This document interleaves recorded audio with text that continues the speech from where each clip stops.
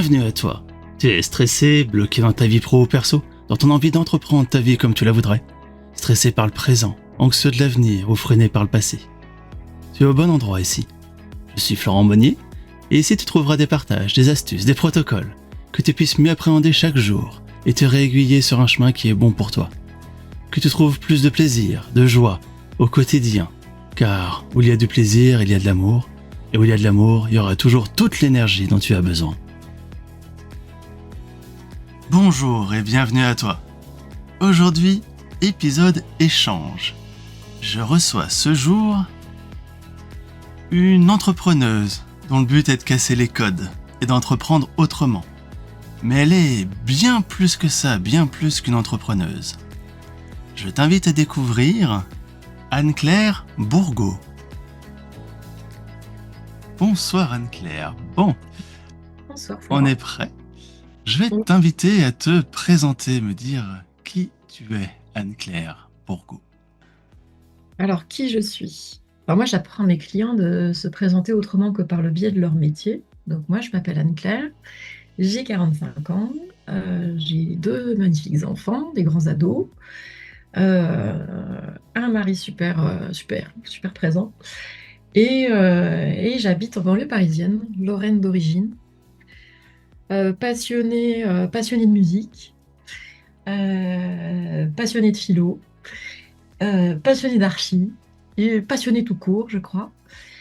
Et je suis dans l'accompagnement, je fais du mentoring de dirigeants et sur un sujet qui m'est cher, puisque je fais du mentoring anti-crash pour permettre aux dirigeants de leur éviter le crash que j'ai moi-même connu ou les aider à sortir du brouillard mental que tout entrepreneur qui se respecte connaît à un moment ou à un autre.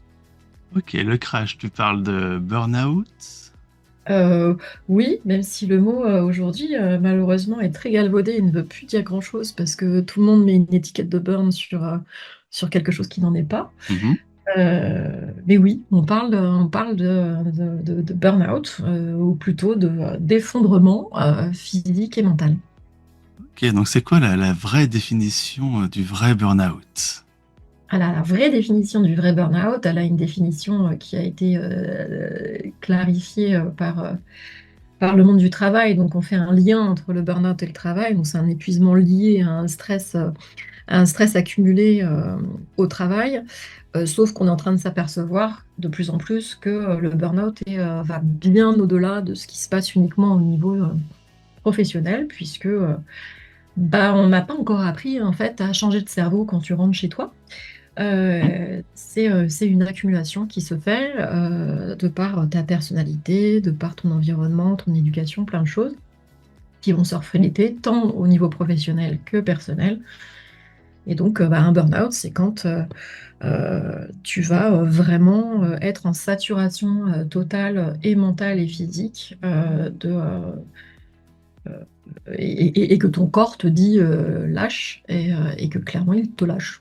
Donc, C'est le voilà. dernier arrêt d'urgence, quoi. C'est C'est le le dernier. freinage complet, Voilà, l'arrêt en gare, tu peux plus bouger parce que je tu as suis trop tombée, tiré sur moi. la corde. C'est ça, c'est ça. Je suis littéralement tombée de ma chaise, pour le coup. Ah oui. Ouais, un matin de Noël, au petit déjeuner, ça se passait bien, j'étais fatiguée, mais comme j'ai l'habitude d'être, j'avais l'habitude d'être fatiguée, parce que je ne savais même plus ce que c'était qu'une fatigue normale. Mhm. Donc voilà, donc, j'avais pas plus attention fait plus attention que ça à ma fatigue. Et puis, en mangeant mon pain au chocolat, je suis tombée. Voilà, donc ça a été ma première syncope, première d'une série de plusieurs. D'accord. Et du coup, tu t'étais mis des filtres, tu t'étais blindé pour continuer à avancer, des œillères peut-être, ou Alors, c'était une habitude qui faisait partie du décor et en fait tu t'en es pas rendu compte parce que ça faisait partie des meubles cette fatigue en un sens. c'est ça en fait, c'est que là, il y a plusieurs questions en fait dans ce que tu me poses. C'est que il y a des biais, oui, parce que les biais viennent de l'éducation. Moi, j'ai grandi dans une famille d'entrepreneurs. J'ai grandi dans une famille que j'ai vue bosser toute ma vie. Euh, voilà, j'ai vu mes parents ramener du travail à la maison. Quand j'avais 10 ans, j'ai aidé ma mère. Alors, les ordinateurs n'existaient pas, ou en tout cas, c'était des gros trucs. Moi, j'ai connu ma maman et je l'aidais à sortir la compta du mois. Je la voyais sortir les fiches de paye et puis moi, je triais les papiers. Donc, j'ai mis très tôt le nez dans la compta. Euh, les jours de TVA, je m'en souviens encore aussi. Enfin voilà, j'ai eu le nez j'ai vraiment eu le nez dans le monde de l'entrepreneuriat très tôt en fait. Donc On met dans la marmite, ouais. voilà, donc j'ai connu très tôt ce que c'est d'être hyper engagé dans son travail et même au niveau scolaire, voilà, j'ai été encouragée et positivement et avec tous les biais que ça peut faire apparaître à toujours donner le meilleur de moi-même. Hmm. Le meilleur de soi-même, toujours un petit peu plus. Voir à chaque Voilà. fois comment on peut faire mieux la prochaine fois, tout ça. Oui, tu ramènes un 17 et mais c'est génial. Et les 3 points qui manquent, qu'est-ce que tu peux faire la prochaine fois? Je Donc, vois bien, oui. voilà, mais en même temps, c'est grâce à ça que j'ai fait des belles choses aussi dans ma vie. Donc, j'ai pas envie de cracher dans la soupe non plus. Et Mhm. merci à mes parents de m'avoir donné des jolies valeurs aussi. Après, ces valeurs-là, il faut savoir faire le tri dedans et puis savoir doser. Et là, ça répond à la deuxième question qu'il y avait, c'est les œillères, parce que les biais, ils viennent pas de moi, mais après, les œillères, bah, c'est moi qui ai décidé de les garder, en fait. Et je les ai gardées très longtemps. Je les ai gardées pendant près de 20 ans. Donc Ouais. voilà, depuis le début de ma vie active jusqu'à mes 40 ans, bah, voilà, j'avais des œillères et je les ai pas vues. Je savais même pas ce que c'était qu'être fatiguée, en fait. C'est pas dans le répertoire. Et tu Non. faisais quoi, du coup? Qu'est-ce que tu as fait comme formation? Qu'est-ce que tu as eu comme Alors, poste pour travailler comme ça à ce point?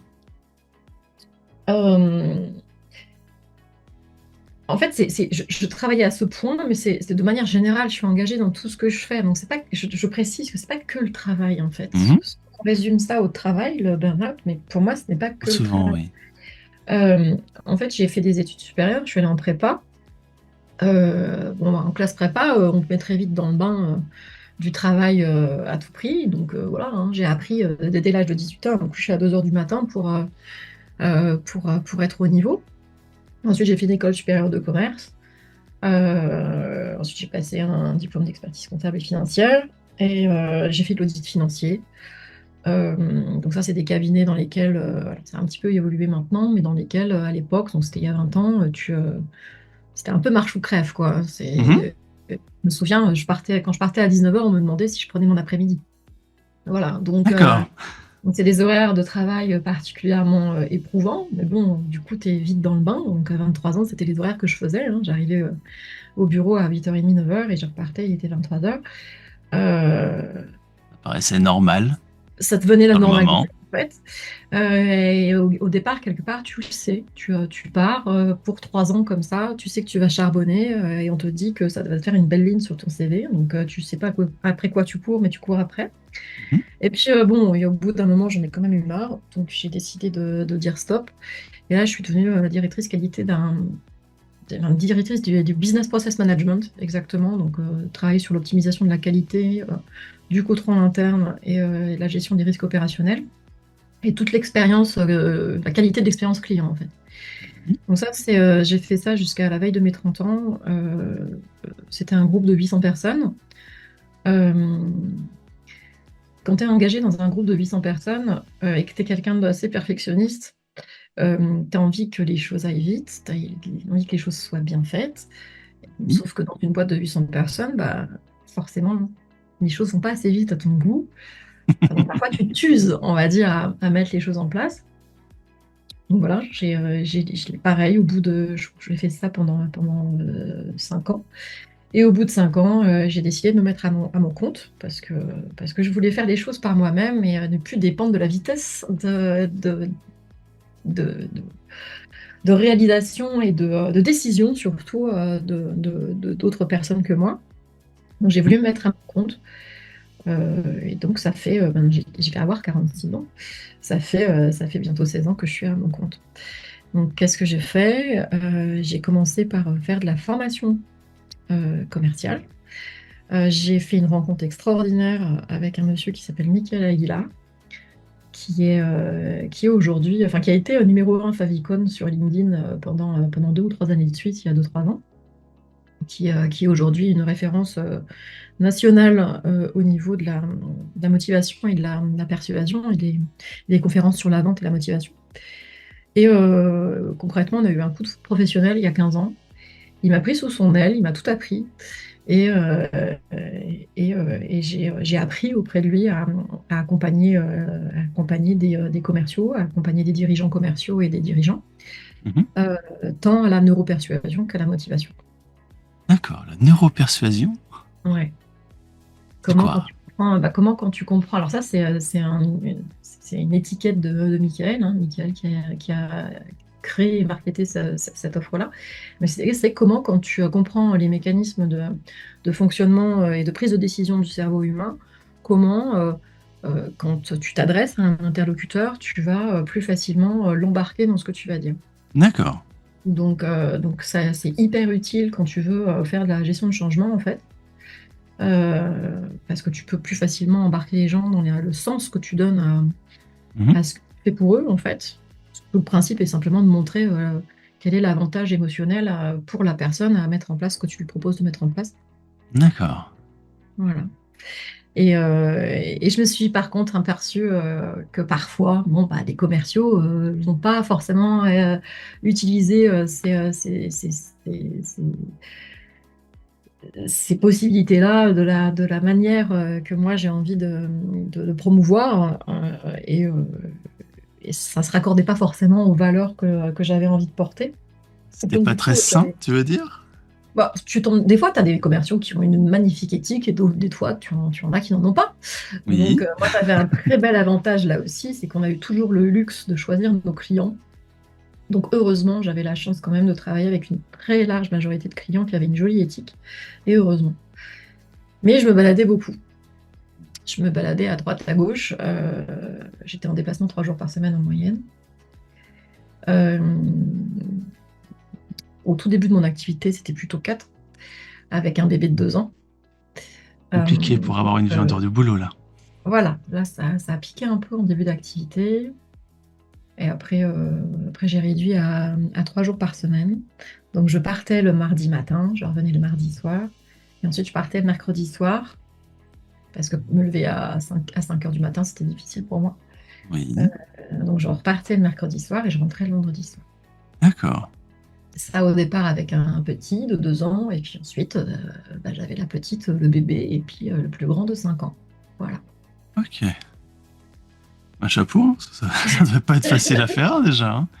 Rien que J'ai pour un, tenir j'ai un- j'ai un chouette ce mari. temps-là. J'ai un chouette mari et qui pourtant bosse beaucoup aussi. Donc non, c'était une organisation. Comme toute maman, on veut être la meilleure maman du monde. Alors, en parallèle de mon métier auquel je me formais constamment parce que j'apprends tout le temps et j'ai besoin de me former tout le temps, bah, je me formais aussi à être une bonne maman. Donc, je lisais tous les bouquins pour être la bonne maman, tu vois, parce qu'on est dans une société où on te demande d'être parfait. Et donc, j'appliquais à la lettre en me disant, bon, alors, il faut que tu compenses les 3 jours où tu n'as pas été là ou les 2 jours où tu n'as pas été là. Donc, je me Pas être souviens un soir, parfait. ah ouais, le Tout soir ce où il qu'on peut faire, c'est de s'en fallait. rapprocher. C'est ça, exactement. Faire des gâteaux, je me souviens d'un gâteau que j'ai fait pour l'anniversaire de mon fils pour ses 4 ans. Il avait invité des copains, c'était son premier anniversaire organisé, des copains de maternelle. Ils étaient 10, donc j'avais 10 gosses qui débarquaient le samedi. Je suis revenue de déplacement le vendredi soir. Il était 10 heures du soir et là je me suis mise à faire le gâteau et j'ai fait un gâteau en forme de château fort. Et, Tant qu'à euh, faire. Pourquoi et faire donc simple j'ai quand on peut fait, faire compliqué, hein? et donc j'ai fait les gâteaux le vendredi soir.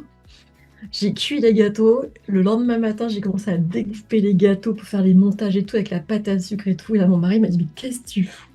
Je dis, mais je fais un gâteau en château fort. Il me dit, mais t'es folle. Et on s'est retrouvés comme deux cons à faire la taillage de la pâte à sucre pour faire un beau château fort. Voilà. Tout ça pour être correspondre et rentrer dans les cases du perfectionnisme, de la maman parfaite, de la famille parfaite, de la femme, femme indépendante parfaite qui a un super boulot parfait. Enfin voilà, quoi. À penser J'étais trop un en peu dans le parfait, cliché. ça tape Voilà, vite dans le corps, hein. En voilà, parler en off, il y a des trucs intéressants qui s'impactent au fil du temps voilà. à rechercher la perfection, hein, justement. Bah, tu l'as senti. Ouais, je l'ai bien senti et ça a bien piqué, puisqu'en effet, je me suis. Alors, j'ai commencé par des insomnies, mais les insomnies, elles ont commencé à la naissance de mon premier. Donc, j'ai plutôt attribué ça, en fait, à la vie normale d'une maman, en fait. Voilà, t'as un bébé, tu fais des insomnies, c'est normal, quoi. Toujours être Donc, prêt si jamais il se réveille, s'il y a quelque chose, être aux aguets en voilà, permanence. Oui, j'ai eu ça aussi quand j'ai eu ma petite. voilà, donc ça pour moi c'était la norme quoi, donc j'allais pas m'en plaindre. Et puis après bah, le problème c'est que j'ai pris l'habitude de ces insomnies-là, donc je suis devenue une vraie insomniaque. Et ça a duré bah, 15 ans quoi. Donc 15 ans où tu dors parfois pas, parfois 2 heures, 3 heures dans la nuit. En moyenne, sur une semaine, si tu as la chance de faire une nuit à 7 heures, t'es content. Et puis, quand même, bah, tu continues avec le rythme, quoi. Tu continues à prendre tes Oui, t'es avions. lancé sur les rails, tu gardes les bonnes habitudes, même si c'est pas des Voilà. bonnes habitudes. Voilà. Donc, en fait, là, on a commencé à me dire, tu devrais faire attention. On me disait que j'avais l'air fatiguée. Je me souviens, des fois, le samedi matin, je descendais, la chambre est à l'étage, je descendais et d'un seul coup, je me mettais à pleurer en disant, mais je suis fatiguée, en fait. Et, euh, et puis après, c'est tout. Je me disais, bon, bah, je vais me reposer ce week-end. Et puis à la fin du week-end, je ne sais pas reposer. Mais c'est pas grave, voilà, je m'étais ressourcée tout de même, j'ai envie de dire, moralement auprès des miens, donc c'était cool. Et puis, et puis rebelote le lundi, quoi. Et le problème, c'est que on croit que le burn, ça concerne les gens qui, euh, qui ont pas assez de capacité de résilience, j'ai envie de dire, ou capacité à faire. En fait, je pense que c'est T'as tout, posté tout dessus l'inverse, en fait. d'ailleurs. C'est tout l'inverse. Et ça fait du bien à entendre, parce que moi j'ai lu énormément de bouquins sur le burn, parce qu'évidemment, quand tu fais un burn, tu culpabilises à mort, parce que tu te dis que t'es qu'une, excuse-moi l'expression, mais que t'es qu'une merde, c'est quand même ce que j'ai Tu te vécu. fais juger, ou en tout cas t'as peur d'être Ah, jugé. clairement, t'es dans l'archi-autocritique. Ah non, moi j'avais pas peur d'être jugée, c'est je me jugeais moi-même, clairement, j'étais très très dure avec moi. Et j'ai lu beaucoup de bouquins pour accepter que j'avais le droit de me dire que non, c'était pas juste que j'avais été faible en fait. Et il y a un bouquin qui m'a fait énormément de bien et qui m'a permis de comprendre que la majorité des gens qui font un burn-out, en tout cas sévère comme celui que j'ai pu faire, sont des personnalités bulldozer. Donc les personnalités bulldozer, ce sont celles qui ne savent pas ce que c'est que la douleur, ne savent pas ce que c'est que la fatigue, en tout cas ne savent pas la reconnaître en fait, elles l'ignorent Mhm. et voilà, vont avoir une ignorance totale de leurs limites et de leur corps en fait. Tout avec la volonté, la force de la volonté, continuer à Ouais. avancer et La pas voir force, le mur jusqu'à ce que tu rentres dedans. c'est ça, la force de. Tu sais, alors là, je peux pas parler pour tous ceux qui font un burn, parce que là, c'est très, très personnel. On dit toujours Mhm. qu'un burn ne ressemble pas à un autre. Oui. Mais moi, par exemple, alors tu vois, là, par exemple, j'ai un oubli, parce que ça Ouais. faisait. Je sais plus ce que je disais. Parler de ton burn-out. Tu disais comment toi tu le vivais, comment tu l'as ressenti ton burn-out. Est-ce que ça a impacté chez toi? Mais je sais plus ce que tu voulais dire. Ah, est-ce qu'il y a un petit blocage Non, sur non, cette je sais mémoire? plus. Mais ça m'arrive très souvent, tu vois, ça, hein. Je suis en train de parler d'un coup, j'ai une absence et je sais plus ce que je disais en fait. C'est bien Euh, grave, il y a plein de sujets. De toute façon, quand on discute tous les deux, on peut passer des heures à discuter de plein de choses. c'est vrai. Je sais plus ce que j'étais en train de te dire. Je parlais de la personnalité bulldozer. Ah Oui. oui, j'ai une anecdote, c'était ça. Je vais te parler d'une anecdote. C'est qu'en fait, moi, en ce qui me concerne, ce qui a fait, à mon avis aussi, que je me suis mise dedans, à part le fait de vouloir toujours être perfectionniste, être parfaite, être intransigeante sur moi-même, etc.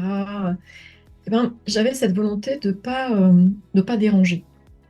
Oui. C'est-à-dire que, par exemple, anecdote, à la naissance de ma fille, on m'avait dit, alors je savais que les urgences étaient débordées, et au premier accouchement, on m'avait dit: «Ne venez pas avant, d'avoir des contractions toutes les 4 ou 5 minutes».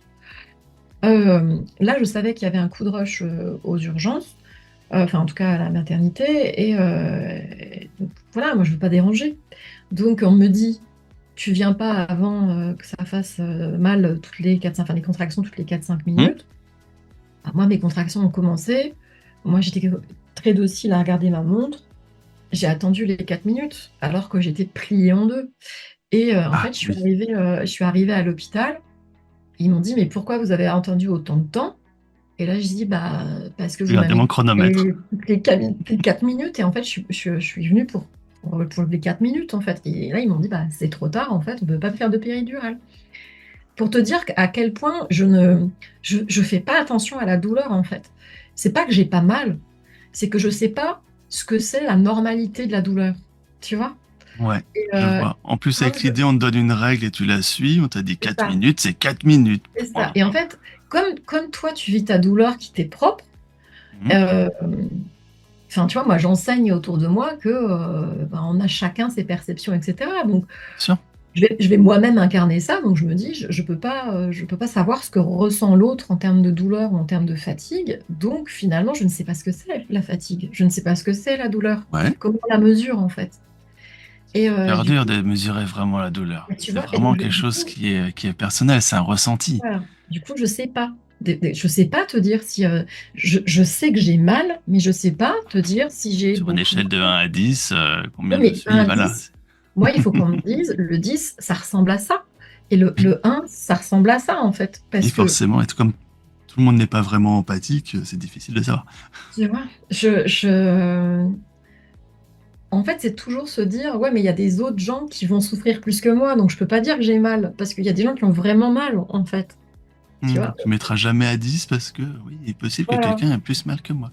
Voilà, Oui. non, je suis pas fatiguée, regarde, je suis debout, quoi. Donc, Ah, je suis pas fatigué, j'ai les yeux ouverts, je parle. Oui, mais c'est pas une raison. C'est une belle excuse, voilà. un beau voilage de face là.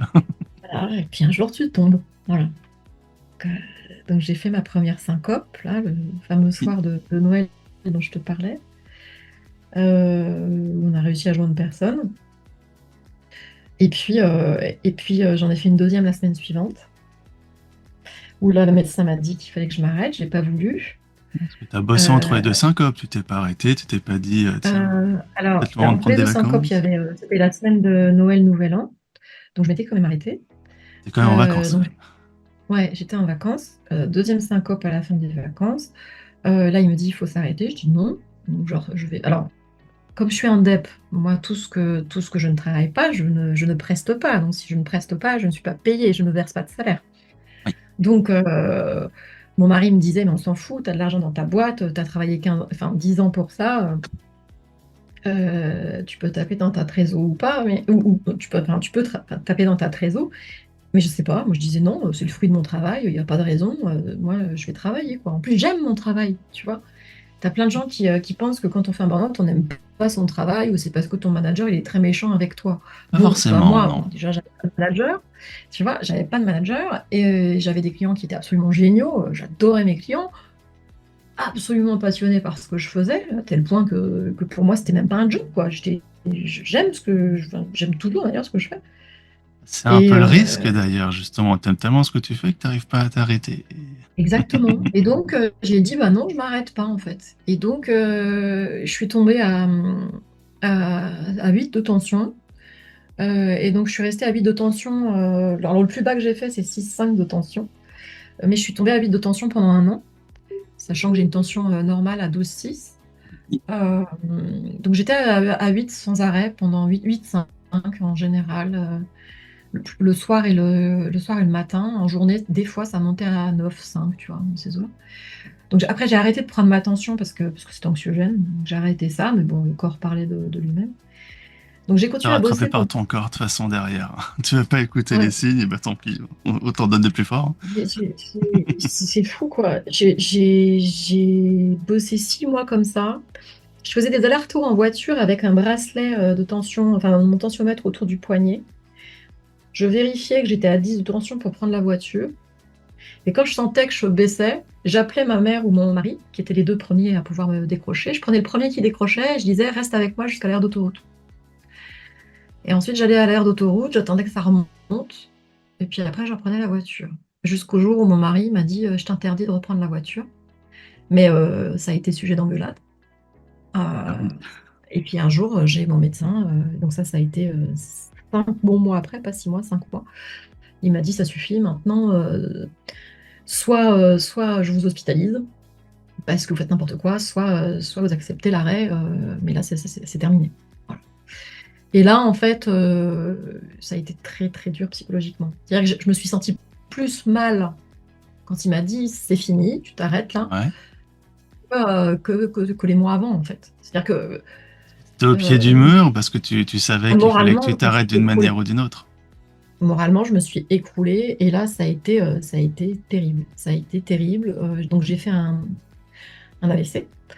Euh, donc là, j'ai eu une paralysie des membres inférieurs et du bras et puis une partie de la mâchoire. Euh, donc heureusement, c'est un tout, tout petit AVC. On peut presque parler d'AIT, même si ça restait un petit peu plus longtemps, donc avec quelques séquelles. Mais je suis très chanceuse. Puisqu'aujourd'hui j'ai une vie presque normale, si ce n'est que je suis très fatigable et que j'ai des problèmes neurologiques.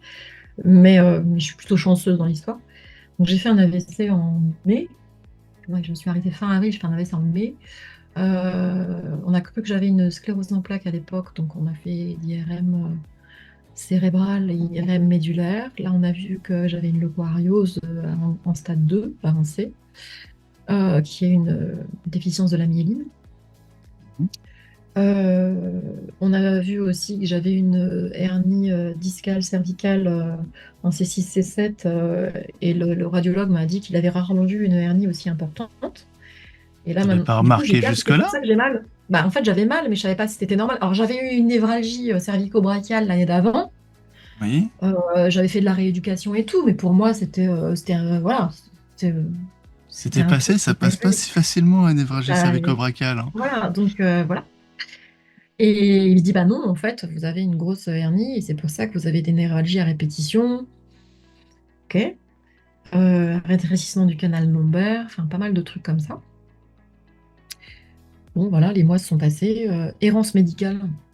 Alors ça, je pense que c'est commun à beaucoup de gens en burn. Ballotté de médecin en médecin Euh, parce que tu c'est trouves pas de ballotté. personnes compétentes, ou qu'il y en a Euh, un qui te renvoie à un autre, à un confrère, à c'est une autre ça, spécialité, c'est ça. etc. C'est qu'on va te dire, ah bah non, bah c'est pas, y a pas de problème cardiaque. Donc allez voir un neurologue. Le neurologue, il va dire, ouais, alors ça, il y a un problème là, mais ça suffit pas à expliquer tous les symptômes. Donc maintenant, il faut aller voir telle personne. Donc j'ai vu neurologue, j'ai vu cardiologue, j'ai vu, euh, j'ai vu qui? Euh, j'ai vu, comment ça s'appelle? Pour les reins, je sais plus. Néphrologue. Euh, neurologue. J'ai vu le, l'en- le- l'endocrinologue. Et t'es un Euh, spécialiste de chaque secteur. voilà, je suis allée voir tout le monde. Voilà. À chaque fois, il trouvait un truc. À Euh, raison aussi, mais voilà. personne Ah qui ouais, traitait la globalité. voilà, donc, et ce qui fait que là, du coup, ça fait quand même, ça fait plus de 2 ans maintenant. Ça fait 2 ans et demi. Un peu plus de 2 ans, un peu plus de 2 ans. Euh, et j'en suis encore à pas complètement savoir les séquelles que j'ai. Donc là, je vais me faire hospitaliser en février, en médecine interne, Ouais. parce que là, donc maintenant, on sait que, euh, que j'ai une fibromyalgie. On pense, forte suspicion de sclérose en plaques finalement. Donc là, on va avoir le verdict en février. Euh, et puis, la cerise sur le gâteau, mais finalement, ça s'est bien terminé. On m'a découvert une insuffisance surrénalienne et une tumeur au niveau de l'hypophyse. Donc, l'hypophyse, c'est une glande qui gère en fait les hormones en fait, avec comme la thyroïde et les glandes surrénales en fait. Mhm. Donc, moi, j'ai eu une déficience des trois. Donc, glande surrénale, j'ai de l'hypothyroïdie et j'ai alors, ils me disent tumeur. Donc, en fait, finalement, c'est un adénome et un adénome qui est assez gros mais qui n'est pas malin. Donc, et très souvent, d'ailleurs, les adénomes dans l'hypophyse ne sont pas malins. Donc, il est juste là, on doit le surveiller. Et on doit surveiller simplement qu'il ne se rapproche pas de l'hypothalamus parce que c'est là qu'il sera dangereux. Mais on peut très D'accord. bien vivre sans problème avec un adénome à l'hypophyse. C'est juste que tu peux avoir quelques petits dérèglements au niveau hormonal. Et moi, j'ai eu des très gros dérèglements au niveau hormonal puisque tout déconnait en fait. J'ai eu Ouais. des taux d'hormones déliants. Et Je tout ça, c'est produisais dû au plus rien. train de vie que tu avais, tu penses? Est-ce qu'il y a, Alors, est-ce qu'il y a une part train de vie? Est-ce qu'il y a une part, je sais pas, génétique? Est-ce qu'il y a une part hygiène de vie? Est-ce qu'il y a- tu sais, c'est un tout, en fait. Mhm. C'est tout un écosystème, en fait, qu'il faut revoir. Tu as ton éducation qui pose problème, parce que finalement, euh, alors c'est dur ce que je vais dire, mais une sclérose en plaques, ça se crée. Mhm. Donc moi, mes maladies neurologiques, enfin, je les ai créées par mon comportement. Oui. Donc, et ce comportement-là, il vient de mon éducation, il vient de, des ornières hein, en fait que j'avais. Et Tes expériences de vie. voilà, et de mon comportement. Alors, mon alimentation, j'ai envie de dire, je ne pense pas parce que j'ai toujours eu une alimentation hyper équilibrée, sauf que on a découvert l'année dernière que si j'avais une endométriose, parce que j'ai une endométriose aussi, si j'avais la maladie de Toliac, ouais, t'en apprends plein, je t'ai dit que je suis en Oui, fait catalogue de je maladies. pourrais faire une liste et cocher. Et ben, on s'aperçoit finalement que tout ça, finalement, absolument tout est lié. Oui. Absolument tout est lié. On ne comprenait pas pourquoi, dès que je mangeais quelque chose, je devenais énorme. Mes gamins, pour la petite blague, sont toujours amusés, même petits, à dire maman, on va t'accrocher au bout d'une ficelle. Parce que dès que je mangeais un truc, je gonflais et ils disaient que j'allais m'envoler parce que je devenais énorme. Sympa les enfants, merci. Oui. Et là, après, ils ont arrêté le coup du ballon et en grandissant, ils me disent ah, maman, ce soir, t'as fait fort, hein, là, c'est des sextuplés. Donc, donc voilà, je deviens énorme. Mais pour le coup, on a compris que ça venait aussi de l'alimentation. Et en fait, c'est pas tant mon alimentation vraiment qui pose problème. C'est La juste que façon dont tu tellement, l'ingères, c'était transformé. exactement, en fait, c'est tellement n'importe quoi à l'intérieur. C'est, c'est vraiment devenu tellement l'anarchie, en fait, que les intestins sont devenus hyper poreux. En fait, c'est un tout, tu vois, tout est tout est inflammatoire là-dedans, en fait. Oui, ça se Et répercute les uns sur les autres. Il y a un exactement, côté cercle vicieux qui exactement, l'un entraîne un autre, qui entraîne un autre, etc., qui revient en premier. exactement. Donc oui, bien sûr que l'alimentation, c'est un sujet, et bien que j'ai toujours fait attention à ce que je mangeais, moi, les 5 fruits et légumes, ça a toujours été le cas. Le sucre, je suis pas très fan, à part le chocolat. Et encore, c'est du chocolat 85 que je mange. Il faut quand même revoir les choses. Tu vois, voilà, il y a pas mal de choses sur lesquelles je fais hyper gaffe aujourd'hui. Il y a des super aliments aussi auxquels je fais attention. Donc, c'est tout un écosystème à revoir, en fait. Ok. Sacré boulot, là. Je comprends que tu partes en février faire des check-ups pendant quelques temps. Bon, bah, je sais pas combien de temps ils vont prendre, ce sera quelques jours. Hein. Attends, j'ai du boulot. Hein. On va Je revenir suis sur le fait que tu es quelqu'un qui s'occupe des gens à ne pas partir en burn-out, mais Et oui, des fois, bon, tu connais tes limites maintenant, mais des ah, fois, ouais, clairement, j'ai et ça, je peux te l'impression que dire tu que je ne les frises retournerai un pas. petit peu. Ouais. Je les frise, mais ça, pour le coup, c'est ma personnalité. Mais ce qui est certain, c'est que ça fait tellement mal.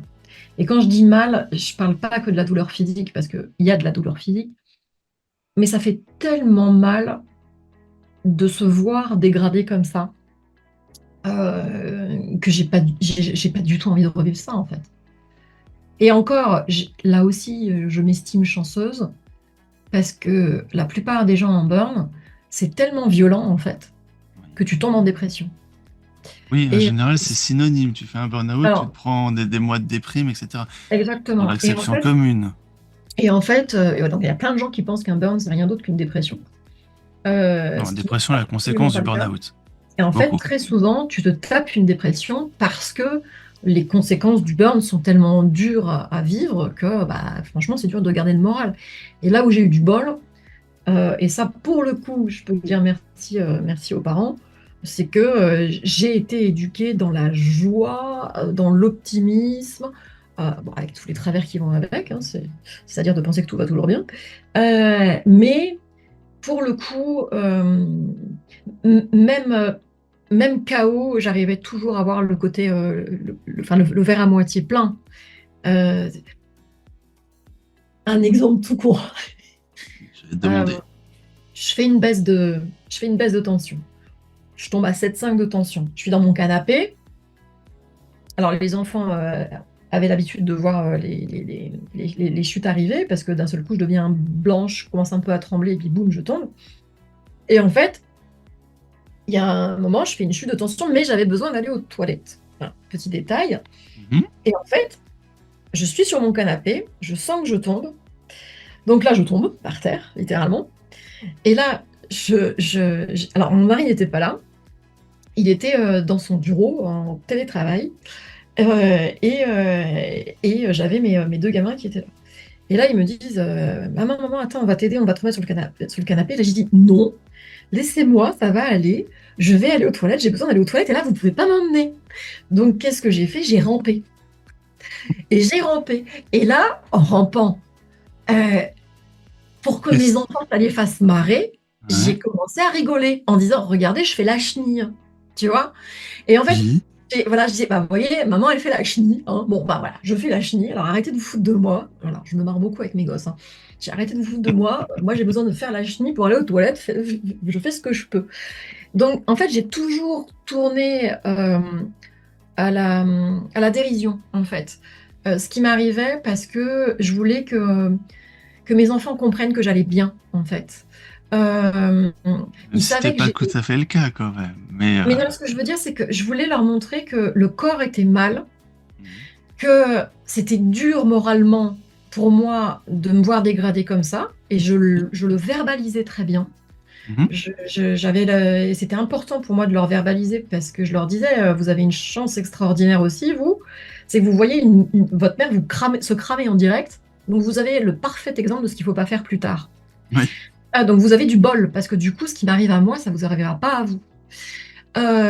Mais je voulais aussi leur montrer que euh, même dans les coups durs, euh, tu peux, euh, tu peux reconnaître que ça va pas. Donc je leur disais, j'ai mal, je suis crevée, je suis fatiguée, euh, j'ai pas le moral, tu vois. Parce que je leur disais, oui, j'ai pas le moral parce que c'est dur de s'accepter comme ça et de voir mon boulot aussi se déliter et ma trésor fondre. Mais je leur disais, mais on va pas s'empêcher de se marrer en fait. Tu vois, c'était vraiment quelque chose qui était hyper important pour moi. De leur dire, oui, c'est dur. La vie, c'est pas d'ignorer les difficultés, c'est d'y faire face. Mais tu as plusieurs moyens d'y faire face, en fait. Et moi, mon moyen d'y faire face, c'était de me prendre la difficulté en pleine figure, certes, de la reconnaître, de traiter tout ce que je pouvais traiter et de mettre en place tout ce que j'avais en mon pouvoir pour y arriver. Et pour tout le reste, c'était juste de dire, c'est pas grave, en fait. On avance et la vie, elle est belle et elle continue. Et regardez, tout ce qui est en mon pouvoir, je fais ce qu'il faut, en fait. Tu Ok. vois, c'est Je- hyper important pour moi de leur montrer ça, en fait. De leur montrer que même dans des situations comme ça, on pouvait apprendre quelque chose. Tu vois. Le truc, c'est que moi, je suis la fanfaronne de la famille, tu vois. Je suis toujours celle qui est de bonne humeur, je suis toujours celle qui fait la con à se marrer. Donc, même dans la difficulté, tu vois, eh ben, je veux apprendre à mes gosses que il faut surtout pas ignorer, parce que ça, c'est la pire connerie qu'on puisse faire. Hmm. Mais c'est important de faire face à la difficulté, de jamais l'ignorer, mais de choisir la manière dont on l'accueille, en fait. De voir Et, les choses en face avec honnêteté, humilité, se dire j'ai voilà, ça, j'ai voilà, on va ça, pas ça se la va pas. cacher, Exactement. ça va pas, C'est tout à mais fait il y a moyen de remonter, je m'y ouais, emploie, je fais tout ce que je peux pour, avec humour en plus, enfin, pour ceux qui en ont, exactement, voilà. Et c'est ça qui t'a exactement. permis de remonter, du coup? Combien de temps aussi? Et comment t'as remonté? Il y a le côté humour, il y a le côté faire face et se dire vraiment les choses. Ça a pris 2 ans. Ça a pris 2 ans. Ça a pris un an d'arrêt maladie.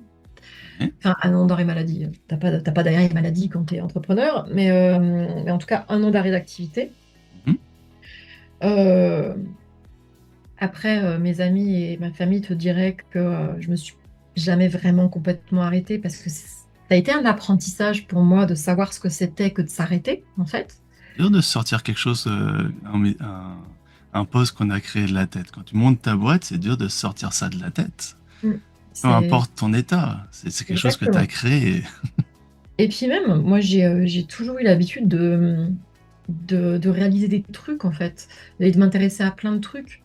Donc, en fait, le médecin avait été formel. Il m'avait dit, il faut lire des trucs pas prise de tête. Alors, je dis, bah quoi? Bah, lisez des romans à l'eau de rose. Je dis, bah, vous rigolez, bon, j'ai pas envie de lire des romans à l'eau de rose. Alors, tu regardes ma bibliothèque, moi, mes bouquins que je lis, c'est des bouquins sur les neurosciences, c'est des bouquins de philo, c'est des trucs qui me passionnent. Et il m'a dit, oui, mais il faut que vous arrêtiez de lire des bouquins qui font travailler votre cerveau. Alors, Arrêtez de réfléchir un peu. voilà, donc je me suis mise à lire des Harlan Coben et tout ça, et tous des tas de polars que j'adore. Bon, voilà, donc là, je suis incollable sur toutes les collections d'Harlan Coben, franchement. Et puis j'en ai d'autres, hein, si tu veux des références de livres de polar, j'en ai plein. Pourquoi pas? Euh, voilà, j'ai Franck Tillet, j'ai Bernard Millet, tout ce que tu veux, j'y suis tout tapé. Mais ça a été très compliqué d'apprendre à ne rien faire, en fait. C'est dur. Au départ, c'était un cauchemar.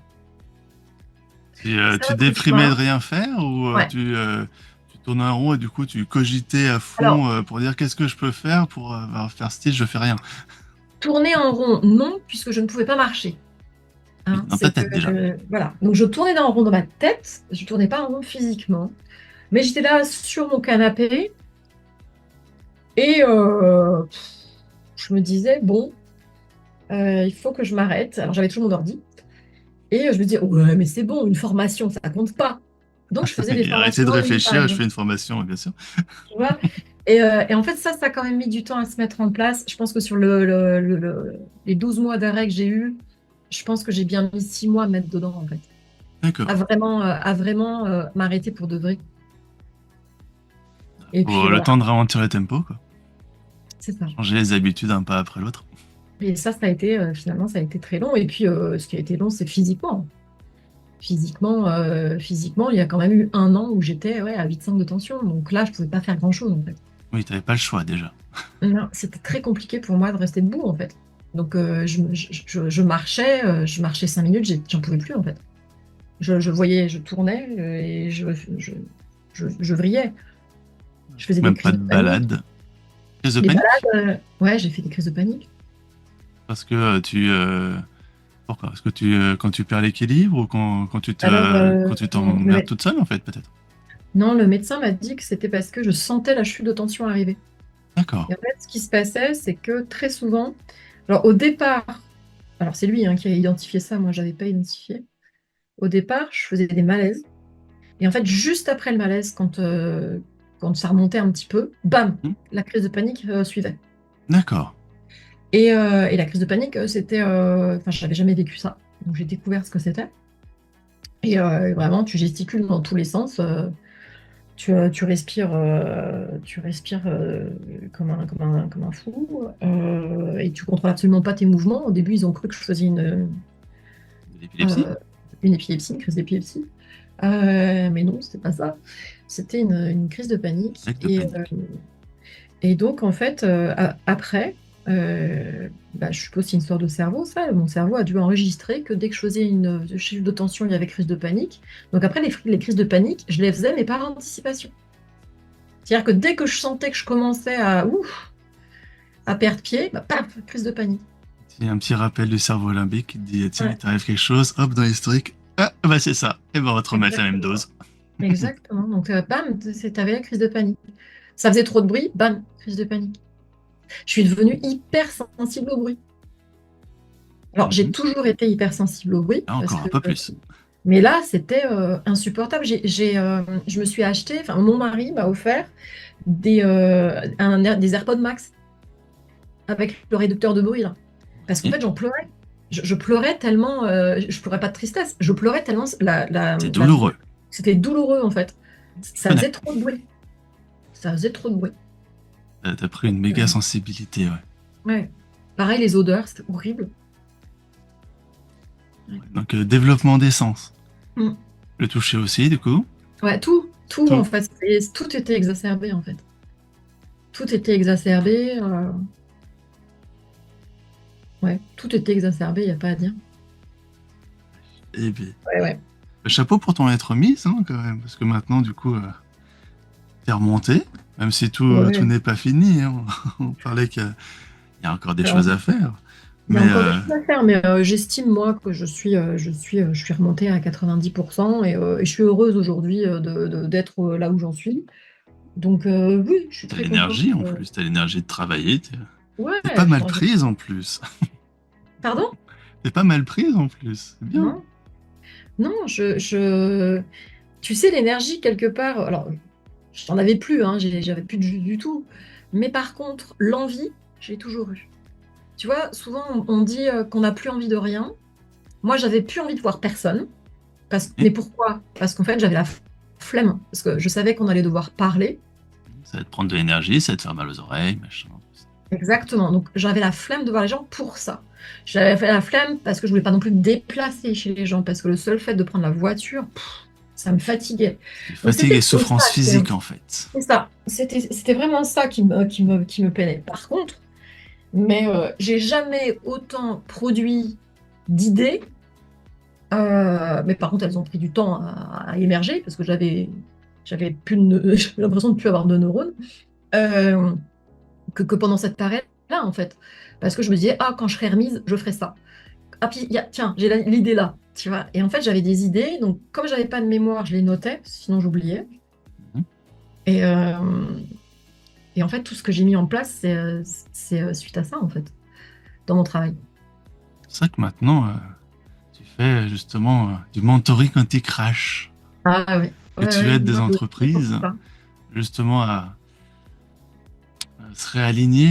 Il y a le côté stratégie, il y a le côté mindset, il y a le côté énergie justement. En fait, tu te sers de ton Ouais. expérience pour aider des entreprises et éviter justement ce qui t'est arrivé à toi, côté Exactement. burn-out et épuisement, quoi. Ouais, ouais, mon public cible, c'est vraiment l'entrepreneur ou le dirigeant qui va. Alors, je peux pas dire épuisé parce que si tu dis épuisé, il ne se reconnaît pas parce qu'il dira, bah non, moi, je suis pas épuisé. Pas encore. Donc, non, mais quelqu'un qui est épuisé, enfin, qui en tout cas a cette personnalité-là, va pas reconnaître qu'il est épuisé. Il va juste dire, Mhm. ah oui, ça pique, certes, mais bon, c'est pas un drame, quoi. Donc justement, moi, ces gens-là qui ne reconnaissent pas nécessairement l'épuisement, mais qui sont usés ou qui ont l'impression d'avoir, tu sais, du brouillard mental. Mhm. Perte de Ben, ces vision, perte de gens-là, clarté. complètement. Ces gens-là, on sait que ça, c'est des prémices.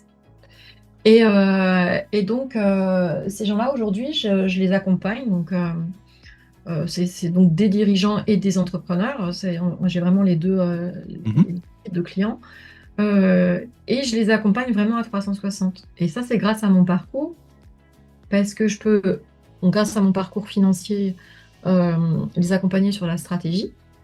Oui. Donc, je travaille avec eux sur une vision, donc sur un why profond, on va dire, qui va correspondre à leur identité. Donc, je vais travailler aussi sur leur axe motivationnel, par rapport à qui ils sont vraiment. Donc là, j'utilise plein d'outils pour ça. Mais Ah, je tu vais m'en as mettre fait en place. tester un très sympa d'ailleurs. Oui. Et ouais, l'énéagramme, c'est génial. Mais je travaille sur une vision qui va correspondre à leurs besoins profonds, ma motivation profonde. Mais du coup, je vais pouvoir de manière très rationnelle construire une stratégie et une roadmap stratégique Mhm. qui va parler à un dirigeant. Parce qu'un dirigeant, lui, ce qu'il veut, c'est embarquer son entreprise ou, si c'est un entrepreneur indépendant, embarquer son activité et faire du chiffre, etc. Donc, je vais lui montrer qu'on peut concilier la partie rationnelle Oui. avec les deux autres parties, à savoir le mindset et l'énergie. Et donc, tu as tout ce travail sur la stratégie qui est fait, mais si tu travailles uniquement la stratégie, tu peux avoir la meilleure stratégie du monde. Si dans ton état d'esprit, tu n'as pas compris ce qui te freinait ou ce qui te cramait, eh ben, t'es mort. Tu sais que tu vas te cracher à un moment ou à un autre. Faut voir les Parce que choses globalement. exactement. Donc, si tu sais pas ça, tu vas pas faire long feu, quoi. Donc, ça veut dire qu'il faut travailler sur l'ensemble de tes biais, mais pas seulement. Tu vas travailler sur tes biais cognitifs, tu vas travailler sur tes croyances limitantes, ça on en entend beaucoup parler en ce moment, mais ça suffit pas de faire ça. Ça suffit pas de faire ça, il faut aller au-delà de ça. Il faut aller travailler aussi ce que ton intuition te raconte. Parce que ton Mhm. intuition, elle te dit des tas de choses sur toi que tu n'écoutes pas, en fait. Parce qu'on t'a jamais appris à écouter. Intuition d'un côté, le mental de l'autre, chacun Exactement. avec Donc, ses idées des fois opposées, et du coup ça frictionne. exactement. Et cette friction-là, en fait, on n'a pas du tout appris à l'identifier et on a encore moins appris à identifier ce que ça veut dire. Donc, ça, je travaille là-dessus. Et puis, il y a la gestion de l'énergie. Et la gestion de l'énergie, je travaille sur, et ça dépend de chacun, les énergivores propres à chacun et les énergiseurs propres à chacun. Ce qui fait qu'on met en place une écologie finalement personnelle qui va faire que le dirigeant, il a sa roadmap stratégique, donc il sait qu'il va vers sa vision et que ses objectifs vont être atteints, mais on met en place une hygiène vraiment un équilibre écologique qui lui permet d'avoir l'état d'esprit de mobiliser aussi les bons leviers au moment où il en a besoin pour pouvoir être d'attaque quand il a besoin d'être d'attaque, relâcher quand il a besoin de relâcher, comprendre que c'est sain Oui. de relâcher et Arriver à comprendre que c'est s'écouter. même ouais, et comprendre que c'est même une stratégie intelligente. Tu vois, quand tu as des dirigeants qui ne comprennent que le rationnel et qui ne veulent pas s'écouter, moi, mon travail, c'est de les amener à leur démontrer, en fait, qu'ils seront plus intelligents à mettre un axe stratégique sur l'écoute de leur corps et l'écoute de tous ces signaux, et notamment les signaux faibles qu'on connaît dans l'intuition. Et tout ça, si tu l'écoutes pas, tôt ou tard, ça te revient en pleine tronche.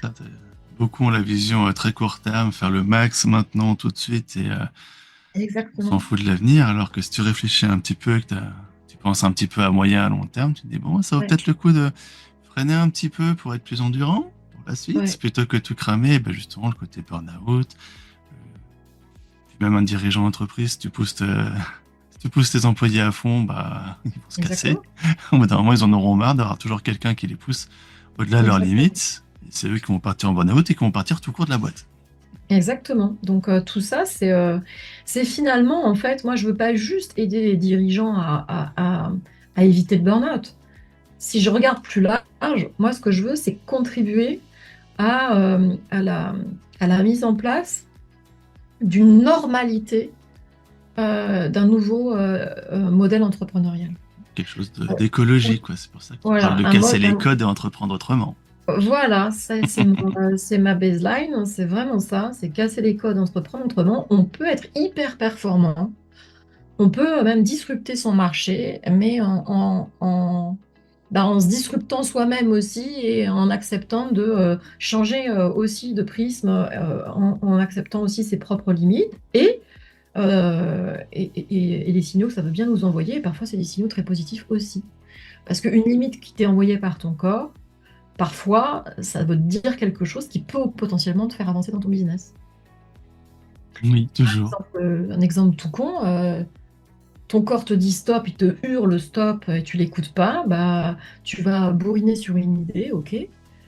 La même idée, ton corps te hurle qu'il n'en peut plus, tu l'écoutes, tu t'arrêtes, tu fais totalement autre chose, et tu reviens 4 heures après, ton idée, elle est largement plus percutante que celle de 4 heures avant. Ouais.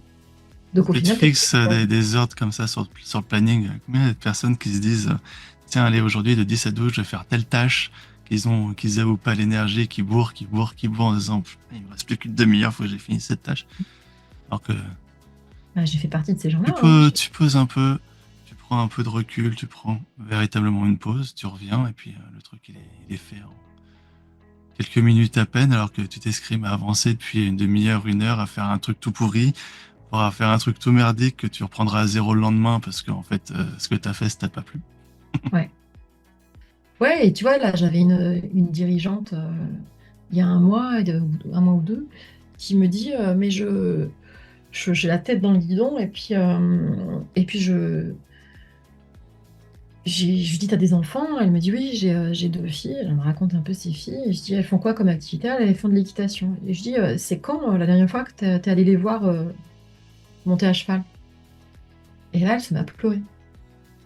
Et c'était pas encore ma cliente, hein, on avait un échange comme ça en visio. Et elle s'est mise à pleurer. Je dis qu'est-ce qui se passe là? Et elle me dit, mais en fait, je sais même pas pourquoi je suis pas allée les voir en fait. Elle dit, j'ai l'attitude pour le faire, je peux aménager mon planning pour me libérer une demi-heure, c'est juste à côté, je peux aller les voir et je suis jamais allée les voir en fait. Il y a toujours Et, quelque chose à faire. On n'a jamais le temps, il faut le prendre. et je lui ai dit, et je lui ai dit, tu te rends compte là à quel point ça te pèse? Je dis là, tu t'éclates en sanglots, ça veut tout dire. Je dis, donc là, qu'est-ce que c'est la première chose que tu vas mettre en place à partir de la semaine prochaine? Qu'est-ce que tu fais mercredi prochain? Et là, Et ton depuis, planning pour être sûr d'aller voir tes gamins. voilà, et ben depuis, elle va voir le mercredi, elle a décidé de travailler de chez elle, parce qu'elle a la possibilité de le faire, hein, tout ça, c'est pas donné à tout le monde. Elle travaille de chez elle et elle s'accorde 1 heure pour aller voir ses filles monter à cheval. Excellent. Puis elle va Voilà. beaucoup mieux depuis ça. Rien que des petits trucs Ça comme ça. suffit pas, mais c'est des toutes C'est petites une choses étape, comme ça, plus une, qui fait que en fait, c'est des tellement petites choses, mais qui accumulées te permettent tellement d'avoir une autre vie en fait. un petit pas à la fois, puis au bout de quelques semaines, quelques mois, t'as fait un bout de chemin. Hein. Ah, c'est ça, il y a tellement de choses à... En fait, il y a tellement de possibilités et qui sont vraiment sur mesure en fonction de chacun. Tu vois, moi, j'ai pas de programme type. Euh, moi, je peux T'as pas te pas une dire, formule allez, en 3 mois, tac, tac, voilà, tac. voilà, je Non, vais pas te c'est pas dire, ton allez, style. 3 mois, sors de ça, tu vas voir, ça va être génial. Non, tu vas pas avoir des modules tout faits, parce que il y a pas une... En fait, il n'y Y a a pas pas une une stratégie qui organisation. marche pour tout le monde. C'est ça, il n'y a pas de stratégie qui marche pour tout le monde. Il n'y a Des pas un bases dirigeant qui communes, mais s'organise comme un autre. Ils ont tous des besoins différents, ils ont tous des enjeux différents. Donc moi, je préfère leur dire, voilà, moi je vous accompagne sur un certain nombre de sessions. On fera le point à l'issue de ces sessions. Ce qui est certain, c'est qu'il y aura un avant, un après. Moi, je mets en place vraiment de la stratégie sur mesure. C'est-à-dire que je fais un état des lieux de l'existant et il n'y a pas enfin, il y a vraiment pas un accompagnement qui va ressembler à un autre. un truc personnalisé. Je fais Ah ouais, pareil, ouais, hein. ouais. J'ai essayé de faire un programme passe-partout, c'est complètement bidé. Donc je fais vraiment Alors, du sur-mesure. tu peux le faire. Tu vois, moi, je remarque qu'il y a il y a des modules qui reviennent tout le temps. Tu vois, la gestion des priorités, comment écouter son corps, comment s'accorder du temps. Euh, donc il y a des choses que tu peux mettre en vidéo, etc., mettre en ligne et tout, mais ça suffira jamais en fait. Ce qui est indispensable, c'est d'avoir des échanges et vraiment de travailler individuellement sur la personne. Sans ça, pour moi, c'est pas concevable en fait que d'accompagner quelqu'un sans vraiment aller au cœur du problème ouais, en faisant du sur-mesure. Ouais, on est raccord là-dessus. Je vais te demander un petit tips, une petite alerte que pourraient ressentir les personnes qui vont nous écouter. Qu'est-ce que tu peux transmettre comme signe avant-coureur, comme comme petit truc pour que nos auditeurs, auditrices se disent, ben, ouais, ça fait un peu déclic, ce serait peut-être temps que je freine un peu, que Il y peut-être que je a- me fasse aider. il y en a plusieurs. Euh, Il y en a un qui est assez évident, c'est quand euh, plusieurs jours de suite, plusieurs semaines de suite, tu t'aperçois que quand tu te lèves, tu es aussi fatigué que la veille, voire plus. Hmm. Ça, c'est vraiment le signal d'alarme. Ok. Je Que réfléchis. t'as plus l'énergie pour avancer, que t'as plus de vision, que t'as plus d'énergie, que t'as Euh, besoin. Ça, c'est déjà tard. Ça, c'est déjà Ouais. tard. Il y a des signes avant-coureurs que tu peux voir plus tôt. Justement, quand tu réfléchis, tu t'aperçois que tu réfléchis un petit peu moins vite que d'habitude. Mhm. Donc, c'est pas que tu n'as plus de vision ou qu'elle est moins claire, c'est juste que ça va moins vite. Voilà. C'est Donc, moins quand tu fluide. as l'impression que c'est moins fluide que d'habitude, que tu cherches plus tes mots, ouais, que tu réfléchis moins vite de manière générale, que les idées s'imbriquent moins les unes avec les autres facilement. Ça Ça peut coince être un peu ça dans la peut être tête, un quoi. vrai sujet. Et puis, il y a un sujet qui est fondamental, c'est c'est quand tu as le sentiment que tu as... Enfin, en tout cas, je parle que pour moi, hein, Mhm. mais ça peut toucher d'autres gens. C'est quand tu as Certainement. quand tu ce sentiment que tout va bien, que tu as tout pour être heureux, euh, mais qu'il y a comme un truc qui manque. Ouais. Et ça, en fait, je peux pas te l'expliquer, c'est un ressenti dans le corps.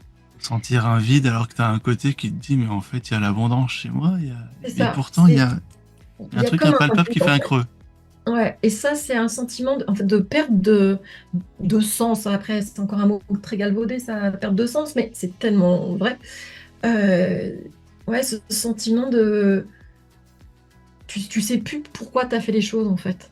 Hmm. Tu sais, ce sentiment un peu de s'être perdu en chemin. Se dire, bah, Ouais. finalement, ce que je fais là, c'est plus tout à fait ce qui me parlait, en fait. Et c'est... Parce que j'ai loupé un aiguillage quelque part, quoi. Ouais, j'ai loupé un truc, quoi. C'est plus tout à fait ce pourquoi j'avais embarqué, en fait. Et quand tu ne comprends plus pourquoi tu as accepté le changement. Parce que, attention, moi, je suis pas en train de dire que il faut pas accepter les changements, par exemple, d'un poste ou quoi. Au contraire, moi, j'adore le changement. Donc, mais par contre, quand tu ne sais plus pourquoi tu fais ce que D'accord. tu fais, il y a un problème. Bien. Ok. C'est le signe. Ouais, ça, c'est un vrai signal. Et puis, ouais, la fatigue, la fatigue, la fatigue, qui s'arrête jamais, en fait. C'est ton corps qui te dit, non, tu vas faire un truc qui est pas bon pour toi, je vais pas te filer l'énergie pour que tu le fasses parce que c'est pas bon pour toi. Mm. Jusqu'à ce que tu t'en rendes compte, t'auras pas d'énergie. Voilà. Le corps est un peu vache, hein. Un peu Ah, vache, mais parce que c'est compliqué il est violent. d'écouter les messages plus subtils qui sont coincés derrière une carapace des fois. D'où Ouais, l'idée d'écouter l'intuition et de faire un travail exactement. et mental et intuition, Ouais, ouais, prendre c'est les deux important. voix et essayer d'accorder, savoir qui dit quoi. C'est dur ça Et aussi. ouais, ça, c'est vachement dur, en fait. Et tu vois, ce vide, finalement, c'est une histoire d'intuition aussi. C'est qu'il y a un truc en toi qui est en train de te dire, il y a quelque chose qui manque, en fait. Ou que tu as perdu en route. Et ça s'appelle l'alignement, en fait. C'est ça, pour bosser, pour Après, travailler ce qui t'anime, quelles sont tes valeurs, qu'est-ce qui t'aligne, qu'est-ce qui fait que, bah, justement, ouais. Et après, qu'est-ce qui te donne de l'énergie. exactement, qu'est-ce qui te donne l'énergie, qu'est-ce qui t'en bouffe. Et puis, attention, l'alignement, moi, je ne crois pas à l'alignement permanent, hein. Ça n'existe pas. Ah non, non, non, tout évolue, on est tout à fait Et d'accord. voilà, ça bouge tout le temps. Et en fait, c'est ça, en fait, l'art d'être aligné, c'est ça. C'est pas l'art d'être aligné tout le temps, c'est l'art de savoir tout le temps euh, rééquilibrer le truc, en fait. En fait, par définition, pour avoir alignement, il faut des équilibres, tu vois. Et c'est un Oui, rééquilibre c'est un permanent. déséquilibre permanent, rééquilibre Exactement, permanent. exactement. Et en fait, c'est ça qu'il faut savoir faire. Parce que Rester c'est dans le pas grave, courant, tu veux tu vois, dire? c'est pas grave, exactement. C'est pas grave d'avoir des coups de bourre, on s'en fout. C'est pas grave si pendant un mois tu cravaches comme un gros sale, ok. Mais à ce moment-là, il faut savoir équilibrer de l'autre côté. Tu vois, Ça va compenser. moi, je serais pas partisane de dire, bah non, il faut que tous les jours, il faut que tu prennes soin de toi tous les jours. Non, chacun a sa propre écologie. Tu as des gens, ils vont avoir Chacun sa besoin méthode. voilà.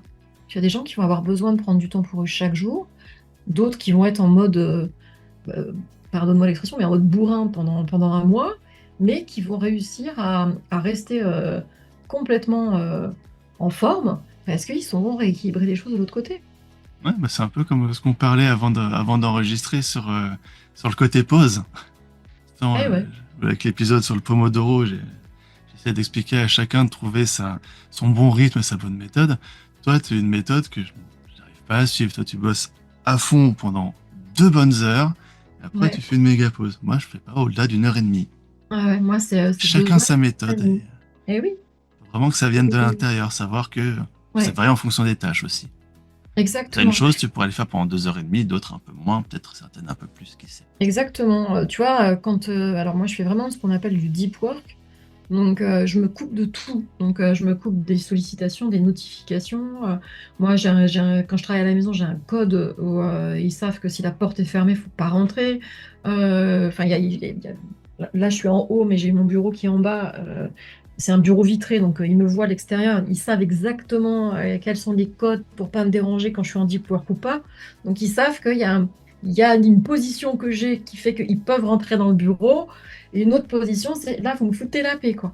Et là, en fait, je vais bosser 2 heures, 2 heures et demie, parfois 3 heures de suite, si je suis sur un gros truc.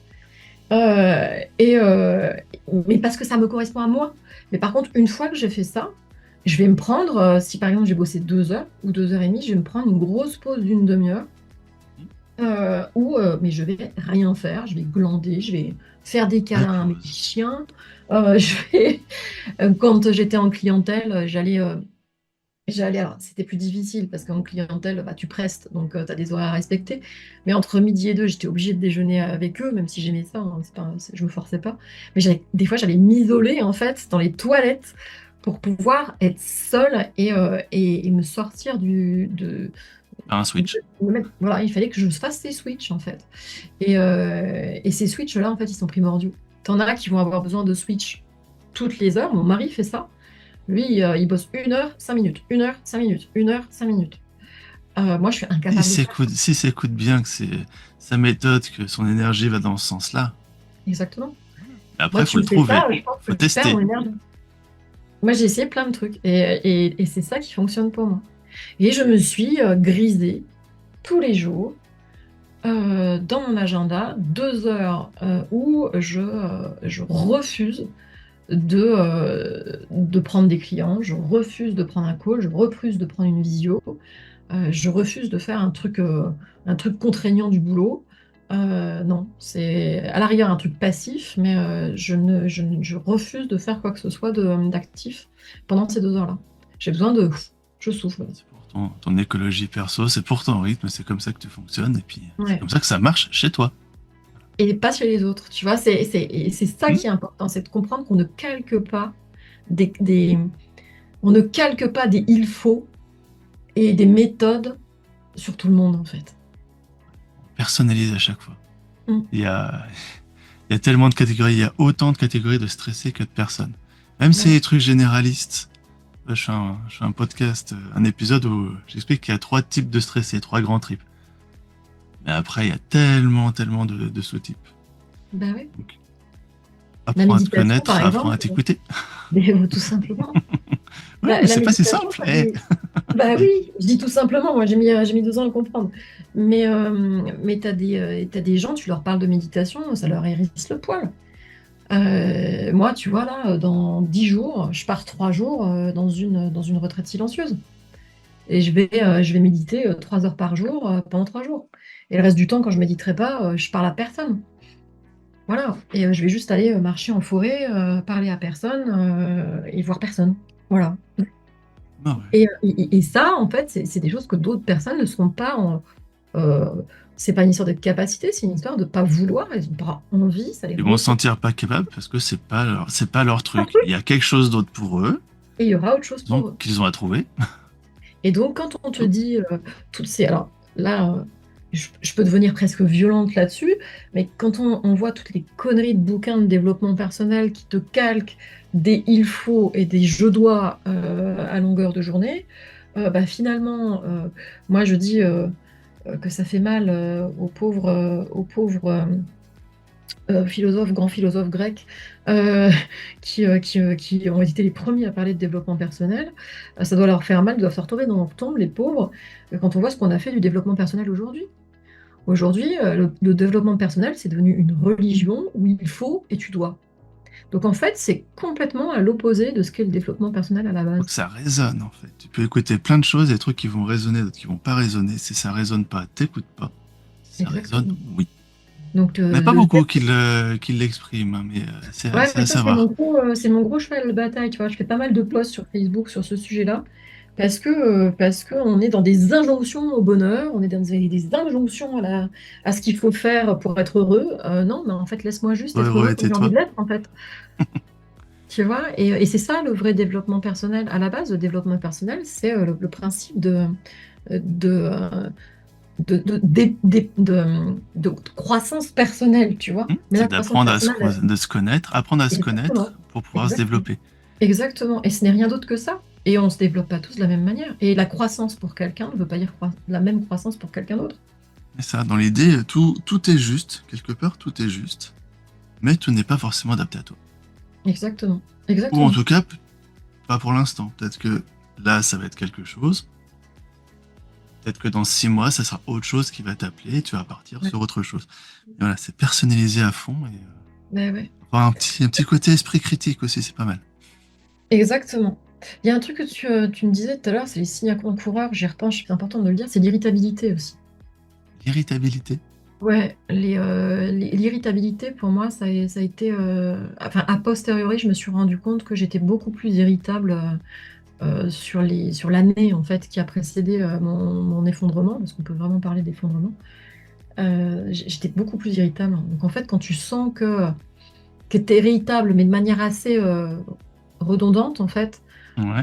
si c'est pas ta personnalité à la base, parce que t'as des gens aussi qui râlent tout le temps, mais, mais quand à la base, t'es pas quelqu'un qui est irrité facilement, bah ça, c'est un véritable signal, en fait. D'accord. Et c'est le ressenti. Toi, tu le ressentais perso ou c'est l'entourage qui te l'a dit? C'est Ah non, c'est mon entourage qui me l'a dit. Mais d'accord. là aussi, depuis le début de l'enregistrement, là, je te dis que je suis une chanceuse. Moi, j'ai de la chance d'avoir une famille où on se parle beaucoup, donc on peut se dire les choses sans se vexer, quoi. Donc, il me disait, mais maman, tu t'énerves, là, d'habitude, tu t'énerves pas. Mon mari, il me disait, chérie, là, tu t'es quand même fâchée après les enfants forts, t'as jamais fait ça. Enfin, tu vois, c'est... Bon, tu vois, je suis une maman plutôt ferme, mais tu m'entendras jamais hausser la voix, en fait. Et sur la dernière année, avant mon burn-out, bah, je haussais la voix. Il me dit, bah, ça te ressemble pas. Tu vois, donc, quand tu sens un espèce de changement de comportement au niveau de ton, Mhm. justement, cette stabilité, c'est un signal aussi. Ok. Ah, merci. Merci beaucoup. Je crois que je vais peut-être te laisser tranquille. Je, Déjà bientôt. je fais un malaise, là. Ah non, non, non. Merci beaucoup. Merci beaucoup parce que tu m'as dit plein de bonnes choses. Je crois que je vais faire 2 épisodes, ça continue. Et encore, il y a tellement à dire sur le burn, purée. Parce que là, finalement, tu sais, enfin, il y a tellement de choses à dire sur les signes avant-coureurs, sur ce qu'on peut faire ensuite pour s'en sortir. Enfin, il y a tellement de choses, quoi. Il y a tellement On de choses. va en refaire un, L'organisation à mettre en... Non, mais bon, il y a plein de trucs à faire. Il y a plein hein. de trucs. Énormément de choses. Tu vois, là, on n'a pas parlé d'activité physique. L'activité physique, pour quelqu'un en burn-out, mais c'est le challenge d'une vie, quoi. Enfin, c'est un truc de fou. C'est pour Mm. toi, marcher 100 mètres, c'est limite, tu te prépares au marathon, quoi. Ouais. Tu vois, et ça, j'en ai pas parlé, mais te préparer, enfin déjà, accepter que ton corps ne soit même plus capable de faire 100 mètres sans avoir l'impression de faire un marathon, enfin, c'est quand même délirant, quoi. C'est Ouais, 100 mètres. On est en train de parler c'est de 100 mètres. étonnant. J'ai une amie, une très bonne amie qu'on a fait un de burn-out qui est partie dans les pays nordiques parce qu'elle adore le surf et elle aime beaucoup la neige. Je pense qu'elle a ça a rajouté un coup à la déprime le fait qu'elle soit pas capable de faire du surf. Tu vois. Ouais, c'est terrible ça. Bah, tu peux pas faire du surf. T'as les jambes qui flagellent tout le temps, tu peux Ah pas ouais, tenir. t'arrives pas à bouger? Un autre signe avant-coureur, c'est les fourmillements. T'as des fourmillements dans les doigts et dans les jambes tout le temps. Tout le temps, tout le temps. Donc ça arrive tout le temps. Alors après, moi, avec la leucoriose et la sclérose en plaques, je sais pas ce qui est dû à quoi, mais en tout cas, moi, j'ai des fourmillements sans arrêt. Enfin, j'en avais beaucoup plus au moment du burn, mais pour moi, ça aussi, c'est un signe avant-coureur. Faut faire attention à ça. Il y en a plein. Après, il y a peut-être des signes avant-coureurs personnalisés. Mais fourmillements, je savais pas. Enfin, qu'on a eu pendant des années des fourmillements. C'est tous mes lombaires, moi, les fourmillements. Mais bon. Oui, tu vois, ça peut tout simplement être dû, enfin tout simplement, ça peut aussi être dû au rétrécissement du canal lombaire, ça peut être dû à l'arthrose, ça peut être dû à la sclérose en plaques, ça peut être dû à plein de trucs, donc, mais ça peut être dû Souvent, au burn aussi, quoi, enfin au futur burn. souvent, t'as des petits trucs cachés. Tout petits Exactement. trucs cachés parce que t'es tête dans le guidon, machin, t'es super stressé. Et le stress, déjà, va catalyser un petit truc qui est au départ bénin qui va devenir super relou. Ouais. Super fort. Et une fois que tu vas enlever les œillères aussi, il y a plein de choses qui peuvent se passer. Hein. Ouais. Je vois à titre perso, quand j'ai enlevé des œillères et j'ai mis le doigt sur le fait que j'étais stressé, machin et compagnie, ça a fait un gros Mais pouf. Je passais du jour au lendemain à faire 7 km au sein d'une seule résidence étudiante, à m'arrêter. Le lendemain, je me suis dit, tiens, enfin, je quitte ce boulot, je prends des vacances. Mon corps, il a fait craquer. ouais. Tu vois, tu tenais parce que tu avais le dos qui était hyper tendu avec le stress. Maintenant, on va te détendre le corps. Bah, tu vas voir ce qu'il y a derrière. Et là, ça fait mal. Ça fait Exactement. mal, ouais, j'ai pas réussi à me lever pendant 2 jours. Bah ouais.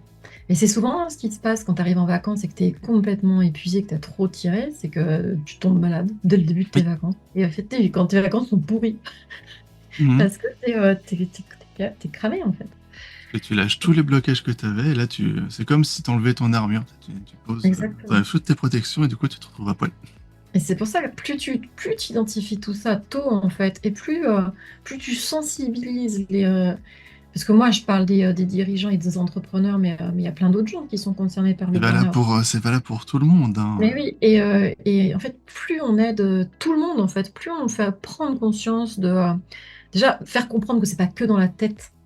Purée, quand on aura enfin réussi à dire ça aux gens qui ont un vrai burn-out, on aura fait un progrès parce que ça aussi, c'est difficile à supporter. Donc, comprendre que c'est pas que dans la tête, mais qu'il y a vraiment des signes avant-coureurs qui sont dans tout le corps. Un beau pas. Enfin, tu vois, le pré-burnout, c'est pas une fatalité, au contraire, tu sais que, enfin, tu identifies qu'il y a il y a des symptômes et si tu les identifies assez tôt, tu peux parfaitement éviter ton burn-out si tu mets en place le bon équilibre. Si t'as le bon signal, que tu te rends compte du Voilà. signal, que tu le vois. Tu poses le diagnostic et tu mets en place la bonne stratégie, quoi. C'est une stratégie, hein, c'est vraiment de la stratégie. Pour Oui. le coup, c'est plus de la stratégie d'entreprise, c'est de la stratégie d'écologie perso, quoi. De toute façon, le pro touche le perso touche pro. Ouais.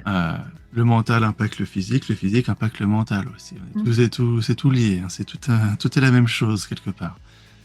Exactement. L'idée de travailler un peu tout. Donc, Écouter le corps pour ménager son cerveau.